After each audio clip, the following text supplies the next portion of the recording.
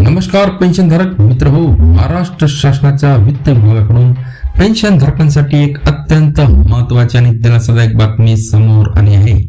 Pension वेतनाच्या अंशदानाच्या वसुलीबाबत जिल्हा कोषागार कार्यालय यांच्याकडून एक महत्त्वाचे पत्र जारी करण्यात आले आहे।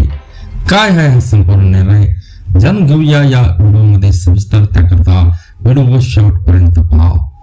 मित्रांनो, या पत्राचा मुख्य विषय आहे निवृत्ती वेतनाच्या अंशदान भागाची त्या रक्कम वसूल करावयाचा कालावधी कमी करण्यासाठी दाखल करण्यात येणाऱ्या याचिकेसंदर्भात यामध्ये नमूद केल्यानुसार कोषागार कार्यालयातून सेवानिवृत्ती वेतन घेत असलेल्या निवृत्ती वेतनधारकांसाठी सविस्तर माहिती सोबत जोडण्यात आलेली आहे।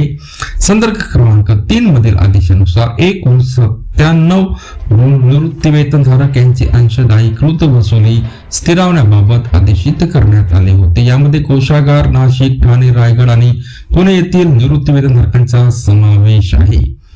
या आदेशानुसार अत्यंत महत्त्वाची गोष्ट म्हणजे ज्या निवृत्ती वेतनधारकांची अंशदायीकरणाची वसुली 12 वर्ष पूर्ण झालेली आहे त्यांची वसुली मार्च 2026 पासून स्थगित करण्यात आलेली असून नजीकच्या काळात 12 वर्ष पूर्ण होणार असलेल्या निवृत्ती वेतनधारकांच्या बाबतीत वसुलीचा कालावधी 15 वर्षाऐवजी 12 वर्ष असा निवृत्ती वेतन प्रणालीमध्ये सुधारणा करण्यात आलेला आहे।